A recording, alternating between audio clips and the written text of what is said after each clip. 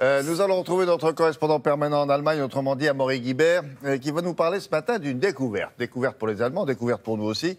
Il y a chez nos voisins, figurez-vous, des paradis fiscaux, c'est-à-dire des endroits où les impôts locaux sont si bas que des entreprises viennent s'y installer uniquement pour ça d'ailleurs. Alors, bonjour Amaury. Alors, des paradis fiscaux, franchement, outre-Rhin, c'est assez surprenant. Et on s'attend plutôt à voir ça sous d'autres latitudes. Bonjour, oh, joli temps chez vous.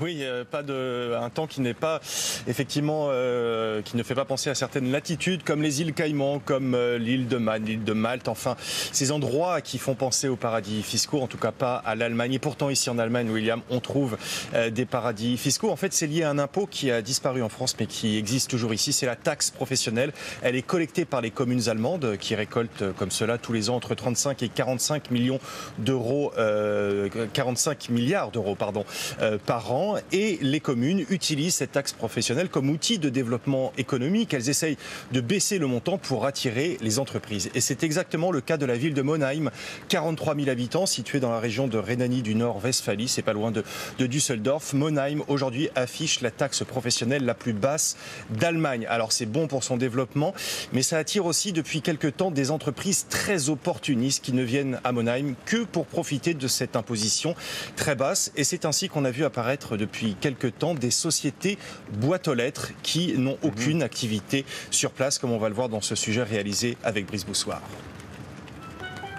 Les paradis fiscaux. Cela fait d'abord penser à ce genre de paysage. Un soleil au beau fixe, des plages de sable blanc, des eaux turquoises. À Monheim, l'eau n'est pas franchement turquoise, mais pour le reste, cette ville de l'ouest de l'Allemagne n'a pas grand-chose à envier aux îles Caïmans ou à Malte. Les impôts locaux y sont parmi les plus bas du pays. La ville a fait d'énormes efforts pour en arriver là. Il y a 10-12 ans, Monheim était un nid de pauvreté à côté de Düsseldorf. Aujourd'hui, c'est une commune exemplaire. Les dettes ont été effacées, la ville a été rénovée, les infrastructures sont dans un état impeccable.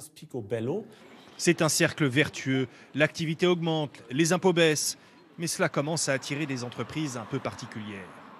Dans cet immeuble, pas moins de 32 sociétés sont domiciliées. Elles payent 249 € par mois pour disposer d'une boîte aux lettres et profiter des impôts les plus bas de la région.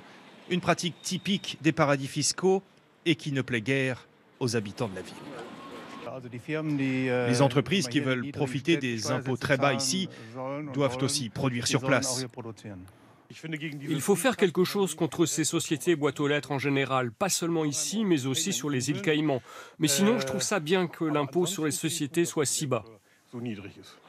Le maire n'a d'ailleurs pas l'intention d'augmenter cet impôt. En revanche, il va demander au fisc de se pencher sur la question. La loi allemande interdit les sociétés boîtes aux lettres derrière lesquelles il n'y a pas même un bureau. Et je fais confiance aux services fiscaux pour qu'ils fassent les contrôles nécessaires. Les sociétés qui abusent risquent donc de mettre la clé dans la boîte aux lettres. Mais avec ces impôts très bas, Monheim restera attractive pour de vraies entreprises, comme celle qui a lancé ce vaste projet hôtelier sur les bords du Rhin. Oui, mais Amaury, est-ce qu'il y a d'autres exemples en Allemagne de villes paradis fiscaux comme celle-là ? Oui, il y a d'autres exemples, William, parce que les communes allemandes jouent vraiment sur cette imposition locale pour se livrer à une concurrence acharnée. Mais encore faut-il pour cela qu'elles aient des finances saines et équilibrées.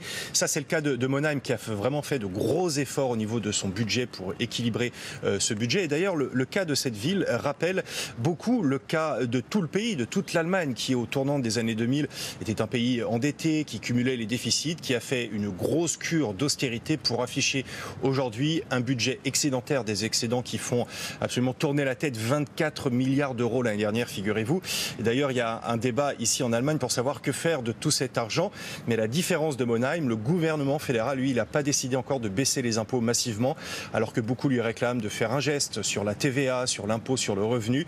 Pour l'instant, Berlin n'a pas bougé. De ce point de vue-là, l'Allemagne n'est donc pas un paradis fiscal. Mais vous me direz, à Monheim, avec ses sociétés boîtes aux lettres, comme à l'échelle de tout un pays, avec ce débat sur les baisses d'impôts, on le voit, outre-Rhin, on a vraiment des problèmes de riches. Merci beaucoup et on voit en tout cas aussi que vous êtes bien équipé avec le parapluie France Télévisions, un parapluie télévision. Pourquoi ? Parce qu'il laisse passer la lumière, vous voyez ? C'est spécial ça, hein. C'est fait que pour la télé bien sûr. Et pour Amaury. Merci beaucoup Amaury, à bientôt cette semaine.